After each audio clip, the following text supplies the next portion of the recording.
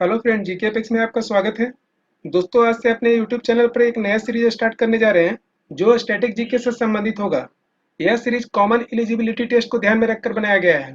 इसमें ऐसे प्रश्नों को शामिल किया गया है जहां से एग्जाम में प्रश्न देखने को मिल सकते हैं। यह सीरीज काफ़ी इंपॉर्टेंट होने वाला है, इसलिए वीडियो को पूरा जरूर देखिए। चलिए स्टार्ट करते हैं आज के टॉपिक। आज का फर्स्ट क्वेश्चन है, शिवाजी के गुरु कौन थे? इसका करेक्ट आंसर है ऑप्शन डी, रामदास। शिवाजी के गुरु रामदास थे। यहाँ पर आपको ध्यान रखना है कि शिवाजी के दो गुरु थे। एक थे रामदास, दूसरे थे गुरु कोंडदेव। परंतु इन दोनों में रामदास आध्यात्मिक गुरु थे। रामदास महाराष्ट्र के बहुत बड़े संत थे। शिवाजी का जन्म पुणे के निकट शिवनेरी दुर्ग में हुआ था। उनका जन्म 1627 में हुआ था। शिवाजी को मराठा साम्राज्य का संस्थापक माना जाता है। चलिए नेक्स्ट क्वेश्चन को देख लेते हैं। नेक्स्ट क्वेश्चन है, विख्यात यात्री इब्न बतूता आया था। इसका करेक्ट आंसर है ऑप्शन है मोरक्को से। इब्न बतूता मोरक्को से आया था। मोरक्को एक अफ्रीकी देश है। चलिए यहाँ से क्या प्रश्न बनते हैं उसे देखते हैं। यहाँ पर सबसे पहले आपको ध्यान में रखना है कि यह मोहम्मद बिन तुगलक के काल में आया था। मोहम्मद बिन तुगलक ने इब्न बतूता को काजी पद से नवाजा था। इब्न बतूता द्वारा लिखी गई प्रसिद्ध पुस्तक रेहला है। इन सभी महत्वपूर्ण बिंदु को ध्यान में रखिए क्योंकि यहाँ से प्रश्न बनते हैं। नेक्स्ट क्वेश्चन है, भारत में राजस्व एकत्र करने की अस्थायी बंदोबस्त की प्रणाली शुरू की गई थी। इसका करेक्ट आंसर है ऑप्शन डी, लॉर्ड कॉर्नवालिस द्वारा। अस्थायी बंदोबस्त की प्रणाली लॉर्ड कॉर्नवालिस द्वारा शुरू की गई थी। चलिए कुछ अन्य प्रश्नों को देख लेते हैं। हड़प नीति के प्रारंभ लॉर्ड डलहौजी के समय में हुआ था।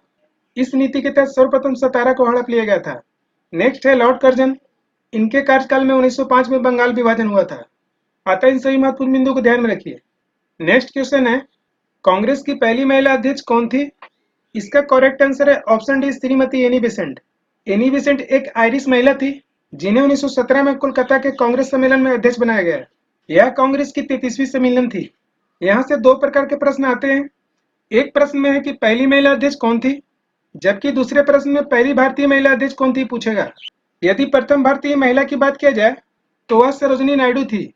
इनका चुनाव 1925 में कानपुर अधिवेशन में हुआ था। यह कांग्रेस के 41वीं सम्मेलन थी। आइए कुछ अन्य महत्वपूर्ण बिंदु को देख लेते हैं। यहाँ पर सबसे पहले कांग्रेस की स्थापना कब हुई थी उसके बारे में जानेंगे। इसकी स्थापना 1885 में बंबई में किया गया था। यह स्थापना एओ ह्यूम के नेतृत्व में किया गया था। कांग्रेस के स्थापना के समय वायसराय लॉर्ड डफरिन थे। यदि इसके पहले अध्यक्ष की बात किया जाए तो कांग्रेस के पहले अध्यक्ष डब्ल्यू.सी. बनर्जी थे। कांग्रेस के दूसरे अध्यक्ष दादा भाई नेहरू जी थे। तीसरे अध्यक्ष बदरुद्दीन तैयब जी थे। यह कांग्रेस के प्रथम मुस्लिम अध्यक्ष थे। जबकि चौथे अध्यक्ष जॉर्जुल थे। यह कांग्रेस के प्रथम अंग्रेज अध्यक्ष थे। नेक्स्ट क्वेश्चन है, यह कथन किसका है? मनुष्य स्वतंत्र पैदा होता है लेकिन सदा जंजीर से बंधा रहता है। इसका राइट आंसर है ऑप्शन सी, रूसो। रूसो एक बहुत बड़े दार्शनिक थे जिनका कथन है कि मनुष्य स्वतंत्र पैदा होता है लेकिन सदा जंजीर से बंधा रहता है। नेक्स्ट क्वेश्चन है, भारत का पहला उप प्रधानमंत्री कौन थे? इसका करेक्ट आंसर है ऑप्शन सी, सरदार वल्लभ भाई पटेल। भारत का पहला उप प्रधानमंत्री सरदार वल्लभ भाई पटेल थे। आइए यहाँ पर कुछ अन्य प्रश्नों को देख लेते हैं। यहाँ पर देखिए, इनके नाम के पहले सरदार लगा हुआ है। कई बार यहाँ से एग्जाम में प्रश्न पूछ चुका है। वल्लभ भाई पटेल को सरदार की उपाधि बारदोली की महिलाओं ने दिया था। सेकंड महत्वपूर्ण बिंदु ध्यान रखना है कि इन्हें लौह पुरुष कहा जाता है। अतः इन सभी प्रश्नों को ध्यान में रखिए। नेक्स्ट क्वेश्चन है, निम्नलिखित में से कौन सा देश सार्क का सदस्य नहीं है? इसका करेक्ट आंसर है option D, Singapore. Singapore SAARC का सदस्य नहीं है। वर्तमान में सार्क के 8 सदस्य देश हैं। शेष सदस्य देश का नाम इस प्रकार है। ये सभी सार्क के सदस्य देश हैं। इन सभी का नाम याद करना बहुत ही आसान है। सबसे पहले आपको ध्यान रखना है कि 8 में से 6 देश जो है क्रिकेट खेल रहे हैं। यहाँ पर 5 देश का नाम लिखा हुआ है, जबकि छठा नेपाल है। वर्तमान में 6 कंट्री क्रिकेट खेल रहे हैं। केवल आपको भूटान और मालदीव का नाम याद रखना है। सार्क की स्थापना 8 दिसंबर 1985 को हुआ था। वर्तमान में इसका मुख्यालय काठमांडू में है। यहाँ पर एक महत्वपूर्ण बिंदु और ध्यान में रखिए, वह है सार्क के फुल फॉर्म से। सार्क का पूरा नाम south Asian association for regional cooperation होता है। अतः इन सभी महत्वपूर्ण बिंदुओं को ध्यान में रखिए। नेक्स्ट क्वेश्चन है, दृश्य निर्यात और दृश्य आयात के बीच के अंतर को कहते हैं। इसका करेक्ट आंसर है ऑप्शन बी, व्यापार शेष। दृश्य निर्यात और दृश्य आयात के बीच के अंतर को व्यापार शेष कहते हैं। चलिए अगले प्रश्न को देख लेते हैं। नेक्स्ट क्वेश्चन है, यक्ष्मा में कौन सी औषधि प्रभावकारी होती है? इसका करेक्ट आंसर है ऑप्शन है, स्ट्रेप्टोमाइसिन। यक्ष्मा रोग के लिए स्ट्रेप्टोमाइसिन काफी प्रभावकारी औषधि है। यह एक प्रकार की एंटीबायोटिक दवा है। इस दवा की खोज बॉक्समैन ने किया था। आइए कुछ अन्य प्रश्नों को देख लेते हैं। सबसे पहले आपको ध्यान रखना है कि यक्ष्मा को कई नाम से जानते हैं, जैसे तपेदिक, क्षय रोग, एवं टीबी, जिसे अंग्रेजी में ट्यूबरकुलोसिस कहते हैं। यक्ष्मा एक प्रकार की बैक्टीरिया जनित रोग है जो माइक्रोबैक्टीरियम ट्यूबरकुलोसिस से होती है। यहाँ पर एक औषधि क्लोरोमाइसिटिन है। इसका प्रयोग मुख्य रूप से टाइफाइड बुखार में होता है। नेक्स्ट ऑप्शन है पेनिसिलिन। इसकी खोज अलेक्जेंडर फ्लेमिंग ने किया था। अतः इन सभी प्रश्नों को ध्यान रखिए। नेक्स्ट क्वेश्चन है, पटिंग शब्द का प्रयोग किस खेल में किया जाता है? इसका करेक्ट आंसर है ऑप्शन बी, गोल्फ। पटिंग शब्द का प्रयोग गोल्फ में किया जाता है। गोल्फ में कई शब्दों का प्रयोग किया जाता है, जैसे कोर्स, कैडी, बंकर, बोगी, आयरन, टी। इसके अलावा भी कुछ शब्द जो इस खेल में प्रयोग किया जाता है, परंतु ये सभी महत्वपूर्ण शब्द जहां से प्रश्न आते हैं। नेक्स्ट क्वेश्चन है, मार्बल किसका कायांतरित रूप है? इसका करेक्ट आंसर है ऑप्शन है, चूना पत्थर।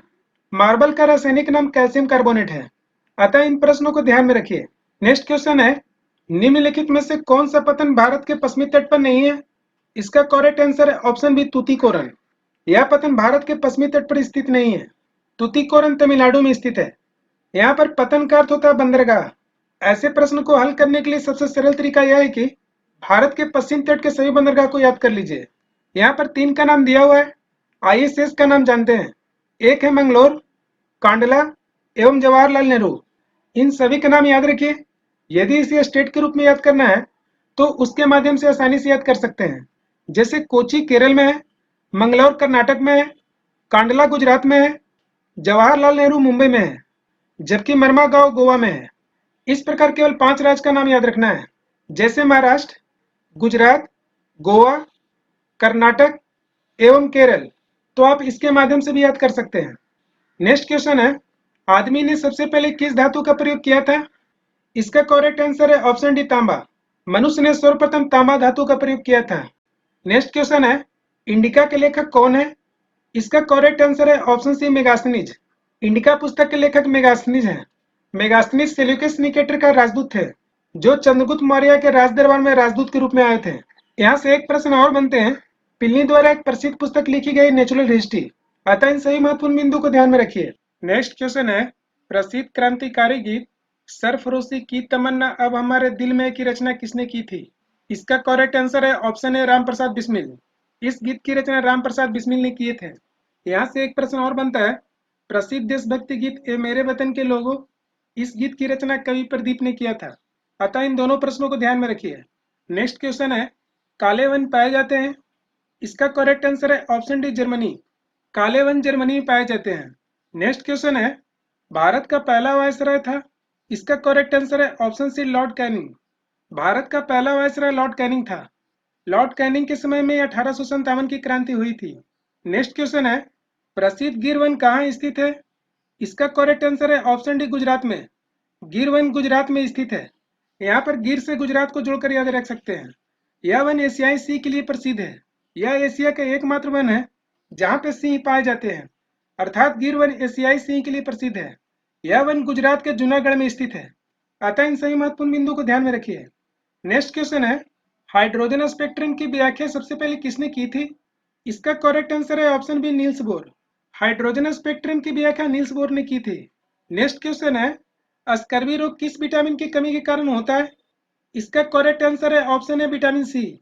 यह रोग विटामिन सी के कारण होता है। इस विटामिन का रासायनिक नाम एस्कॉर्बिक एसिड है। इसके अलावा इस विटामिन की कमी की वजह से मसूड़ों में खून आती है। चलिए कुछ अन्य प्रश्नों को देख लेते हैं। विटामिन ए की कमी से रतौंधी एवं जीरोथैलेमिया नामक रोग होती है। इसकी कमी से एनीमिया रोग होती है। एनीमिया एक ऐसा रोग है जिसमें खून की कमी होती है। नेक्स्ट है विटामिन के। इसकी कमी की वजह से रक्त का थक्का नहीं जमता है। इसे दूसरे शब्दों में कहें तो ब्लड का क्लॉटिंग नहीं होता है। चलिए नेक्स्ट प्रश्न को देख लेते हैं। आज का लास्ट क्वेश्चन है, विश्व बैंक की सुलभ ऋण खिड़की किस संस्था को कहा जाता है? इसका करेक्ट आंसर है ऑप्शन डी, अंतर्राष्ट्रीय विकास संघ। अंतर्राष्ट्रीय विकास संघ को विश्व बैंक की सुलभ ऋण खिड़की कहते हैं, क्योंकि विश्व बैंक की सभी संस्थाओं में यह सबसे सस्ता ऋण देती है। यह प्रश्न दूसरे प्रकार से भी पूछ सकता है। उस प्रश्न में सुलभ ऋण खिड़की के स्थान पर सॉफ्ट लोन विंडो दिया हुआ रहेगा। अतः इस प्रश्न को आप दोनों प्रकार से याद रखें।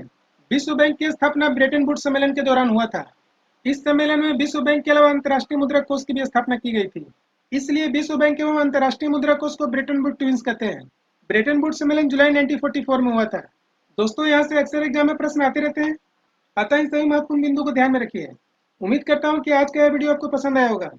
यदि आज का वीडियो पसंद आए तो लाइक शेयर कमेंट्स करना मत भूलिए। साथ ही इस वीडियो को पहली बार देख रहे हैं तो जरूर सब्सक्राइब कीजिए। मिलते हैं इसके अगले पार्ट्स में। तब तक के लिए थैंक यू, धन्यवाद।